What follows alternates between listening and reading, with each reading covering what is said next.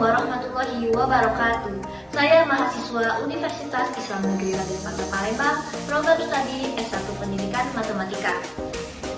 Jadi video ini dibuat untuk memenuhi tugas mata kuliah profesi dan kompetensi keguruan yang berisikan materi-materi dari mata kuliah tersebut dengan dosen pengampuhnya yaitu Ibu Diah Rahmawati, Magister Pendidikan. Sebelumnya saya izin memperkenalkan diri terlebih dahulu. Halo semua, perkenalkan saya Samsania Zahra dengan NIM 230311110047 dari kelas Matematika 3 23063. Baiklah, kita langsung saja ke materi. Pastinya kalian sudah tahu kan siapa sih yang mengajar siswa di sekolah?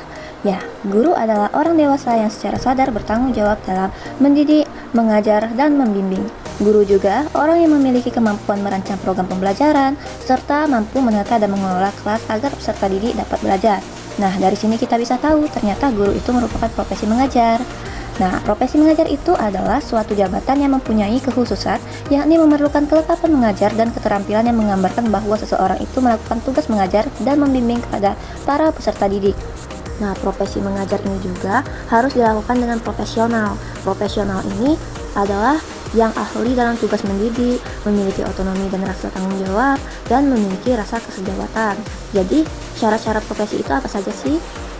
Yaitu memiliki keahlian khusus, keilmuan atau keterampilan tertentu, memiliki teori-teori baku secara universal, memiliki standar untuk kerja yang baku, memiliki lembaga pendidikan yang khusus, memiliki kode etik, memiliki organisasi profesi, memiliki klien yang jelas, mengenali hubungan dan profesinya dengan bidang-bidang lain, memiliki kecakapan diagnostik dan kompetensi aplikatif, dan memiliki otonomi dalam melakukan profesinya. Dari syarat-syarat profesi tadi, kita ada terlihat itu kode etik kan? Jadi guru juga memiliki kode etik gurunya tersendiri. Kode etik guru itu adalah norma dan prinsip moral yang mengatur perilaku guru dalam melaksanakan tugasnya. Kode etik ini bertujuan untuk menjaga profesionalisme, integritas, dan etika dalam hubungan antar guru, siswa, orang tua, dan masyarakat. Adapun juga lampiran kode etik gurunya saya lampirkan di sini. Lalu kita lanjut ke kompetensi kepribadian. Kompetensi kepribadian ini merujuk pada kemampuan yang terkait dengan perilaku pribadi seorang guru yang idealnya mencerminkan nilai-nilai tinggi dan tercermin dalam perilaku sehari-hari mereka. Seorang guru juga harus menjadi model dan inspirasi, memicu motivasi belajar siswa, serta memberikan dorongan dan motivasi. Artinya, seorang guru diharapkan menjadi panutan dan contoh bagi orang-orang yang dipimpinnya melalui sikap dan tindakannya. Selanjutnya ada kompetensi sosial. Kompetensi sosial ini merujuk pada kemampuan seorang guru sebagai anggota masyarakat untuk berinteraksi dan berkomunikasi secara efektif dengan siswa, rekan-rekan guru, staf pendidikan, orang tua atau wali siswa, dan komunitas sekitar. Itu menurut Pudu Kulawa tahun 2013. Adapun aspek-aspek kompetensi sosial itu harus beradaptasi terhadap lingkungan, empati dan berkomunikasi dengan sopan, bergaul secara efektif, memiliki pengetahuan tentang hubungan antar manusia, menguasai psikologi sosial, mempunyai keterampilan bekerja sama dalam kelompok.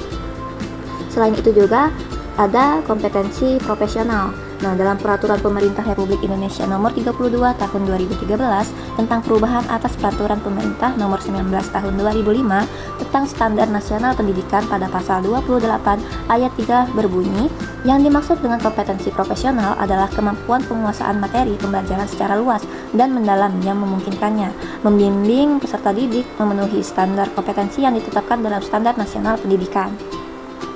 Kompetensi profesional juga menurut Koper ada 4 komponen, yaitu memiliki pengetahuan mengenai proses belajar serta perilaku manusia, memiliki pengetahuan dan penguasaan yang mendalam terhadap bidang studi yang diajarkannya, memiliki sikap yang benar terhadap dirinya sendiri, lingkungan sekolah, rekan kerja, serta bidang studi yang diajarkannya, memiliki keterampilan dalam metodologi pengajaran.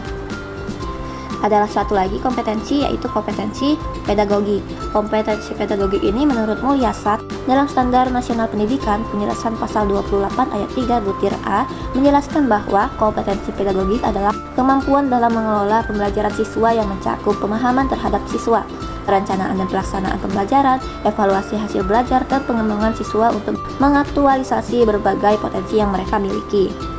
Kompetensi pedagogik ini harus memiliki pemahaman wawasan dan landasan kependidikan, pemahaman terhadap peserta didik, pengembangan kurikulum atau silabus, perancangan pembelajaran, pelaksanaan pembelajaran mendidik dan dialogis, pemanfaatan teknologi pembelajaran, evaluasi hasil belajar, pengembangan peserta didik untuk mengaktualisasikan berbagai potensi yang dimilikinya. Nah, apa saja ya peran guru dalam pembelajaran? Jadi guru ini juga memiliki peran dalam pembelajaran. Tentunya, peran guru dalam pembelajaran itu bukan hanya sebagai pengajar, tetapi sebagai fasilitator dan pembimbing. Guru membantu siswa menemukan potensi terbaik mereka melalui metode belajar yang aktif, kreatif, dan menyenangkan. Selain itu juga, guru pastinya berperan dalam proses pelaksanaan pembelajarannya dan manajemen kelas tersebut. Jadi tugas guru dalam proses pelaksanaan pembelajaran itu sebagai pendidik, yang adalah mendidik, mengajar, melatih, mengevaluasi, dan terus memperbaiki sampai peserta didik pada jenjang sekolah lanjutannya. Karena bagaimanapun proses ini harus dilakukan oleh pendidik sebagai bentuk proses kehidupan dalam pendidikan. Ada juga peran guru dalam proses pelaksanaan pembelajarannya. Guru itu sebagai pendidik, sebagai pengajar, pembimbing, pemimpin, pengelola pembelajaran, model teladan, administrator, penasehat, inovator, dan pendorong kreativitas. Ada juga yang namanya manajemen kelas. Manajemen pengelolaan kelas ini merupakan salah satu aspek penting dan utama dalam proses pendidikan yang berfungsi untuk menciptakan suasana belajar yang tertib, nyaman, dan mendukung pencapaian tujuan pembelajaran. Itu menurut Mustajib tahun 2020. Jadi, peran guru dalam manajemen kelas ini adalah sebagai pemimpin kelas, perencana dan pengelola, fasilitator dan motivator, pengendali disiplin dan konflik, evaluator dan reflektor. Ada juga tugas guru dalam manajemen kelas, yaitu menjaga lingkungan kelas tetap bersih dan nyaman untuk digunakan selama proses pembelajaran dengan membentuk jadwal piket, mengatur tata letak kelas sehingga mendukung proses pembelajaran, misalnya dengan membentuk formasi letak tempat untuk menjadi letter U, berkelompok, atau berhadapan-hadapan sesuai dengan kebutuhan. Mengatur kedisiplinan siswa dalam proses pembelajaran, hal ini juga dapat dilakukan dengan cara menetapkan aturan dan konsekuensinya yang jelas agar siswa memahami batasan dan bertanggung jawab atas perilakunya. Yang terakhir, mengatur hubungan dan komunikasi yang baik antar guru dan siswa untuk meningkatkan konsentrasi dan kenyamanan belajar. Selanjutnya, ada juga yang namanya peran guru dalam evaluasi pembelajaran dan bimbingan konseling. Mari kita simak penjelasannya. Peran guru dalam evaluasi pembelajaran itu sangat penting untuk mengetahui sejauh mana tujuan pembelajaran tercapai. Guru bertanggung jawab untuk merancang, melaksanakan, dan menganalisis evaluasi yang mencakup berbagai aspek baik kognitif, efektif, maupun psikomotor.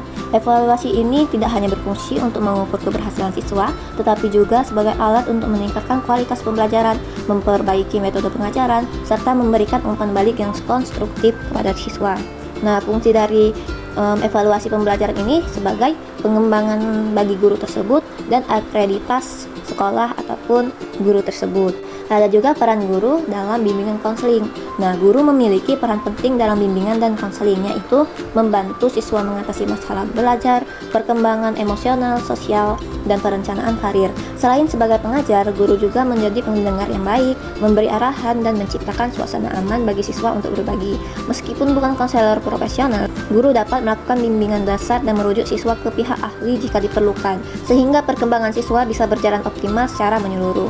Jadi, hubungan evaluasi pembelajaran dan bimbingan konseling itu adalah evaluasi itu membantu memahami kebutuhan akademik siswa, sementara bimbingan konseling itu membantu mengatasi masalah pribadi atau emosional yang dapat mempengaruhi performa akademik mereka. Nah, apakah kalian tahu guru juga mempunyai organisasi? Jadi itu pun ada banyak loh. Organisasi profesi keguruan itu adalah sebuah wadah perkumpulan orang-orang yang memiliki suatu keahlian dan keterampilan mendidik yang melalui proses pendidikan dan pelatihan relatif lama, serta dilakukan di suatu lembaga tertentu yang bisa dipertanggungjawabkan. Menurut Susanto dan lainnya tahun 2020. Ini adalah organisasi keguruan yang dapat saya temukan. Itu ada PGRI, Persatuan Guru Republik Indonesia, MGMP, Musyawarah Guru Mata Pelajaran, KKG, Kelompok Kerja Guru, LPTK, Lembaga Pendidikan Tenaga Kependidikan, PKM, Kelompok Kerja Madrasah, HIMPAUDI, Himpunan Pendidikan Anak Usia Dini, ISPI, Ikatan Sarjana Pendidikan Indonesia, PGM, Perkumpulan Guru Madrasah, IGI, Ikatan Guru Indonesia. Yang sering kita temuin yang pastinya itu ada PGRI ataupun IGI ya. Nah, setelah mempunyai banyak peran, guru juga mempunyai problematika profesi yang ada di Indonesia. Problematika profesi guru di Indonesia ini dimulai dari kualitas tenaga pendidik yang belum mencapai target hingga masalah kesejahteraan guru. Fakta di lapangannya, permasalahan ini jauh lebih kompleks dalam lingkungan pendidikan kita. Boleh dikatakan tingkat kualitas dan kompetensi guru menjadi kendala utamanya. Mulai dari guru yang tidak memiliki kelayakan kompetensi untuk mengajar mata pelajaran tertentu hingga rendahnya tingkat profesionalisme guru itu sendiri. Jadi solusi yang dapat saya sampaikan itu, untuk mengatasi problematika profesi guru di Indonesia diperlukan upaya terpadu seperti peningkatan kesejahteraan melalui tunjangan yang layak, pemerataan distribusi guru antar wilayah, serta penyederhanaan beban administrasi agar guru bisa fokus mengajar. Selain itu perlu penguatan pelatihan berkelanjutan dan akses yang merata terhadap teknologi pendidikan. Dukungan pemerintah, penguatan komunitas belajar, dan pemberdayaan organisasi profesi juga penting untuk meningkatkan kompetensi dan profesionalisme guru secara menyeluruh. Nah, selanjutnya kebijakan pengembangan profesi guru. Perbaikan mutu pendidikan nasional mencakup sistem pendidikan, kualifikasi dan kompetensi guru, serta standar kurikulum.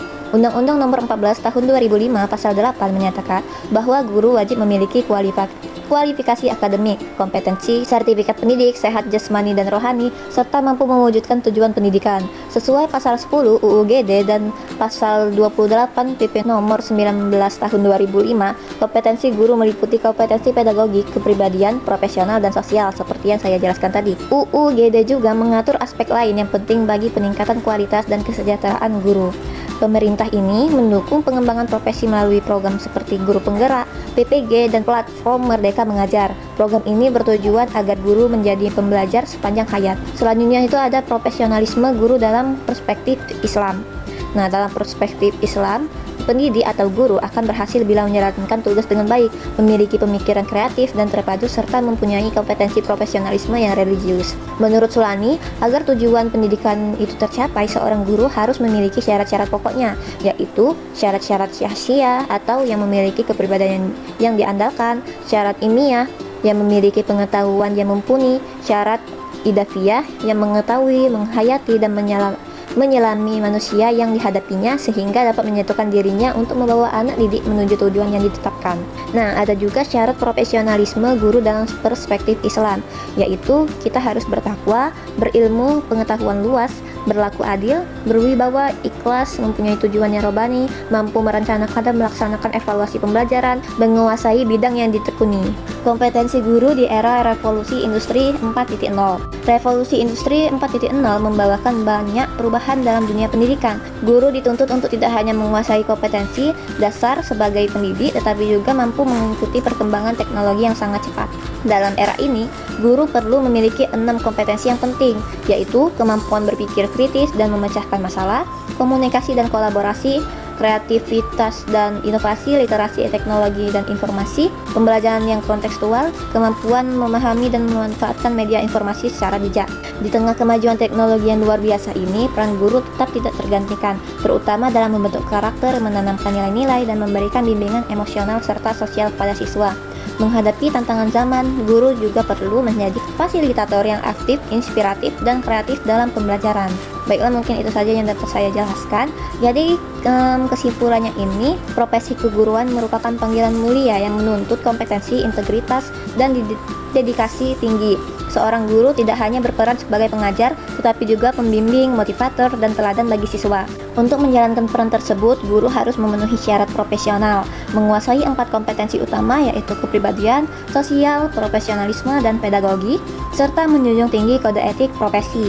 Di tengah berbagai tantangan seperti beban kerja, teknologi, dan tuntunan zaman, guru juga dituntut terus berkembang melalui pelatihan dan kebijakan pemerintah dengan profesionalisme yang kuat dan nilai-nilai moral. Termasuk dalam perspektif Islam, guru dapat berkontribusi maksimal dalam membentuk generasi yang cerdas, berakhlak, dan siap menghadapi era revolusi industri 4.0.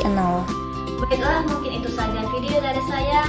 Bila terdapat banyak kesalahan, saya mohon maaf, dan kepada Allah saya mohon ampun. Saya akhiri. Wassalamualaikum warahmatullahi wabarakatuh.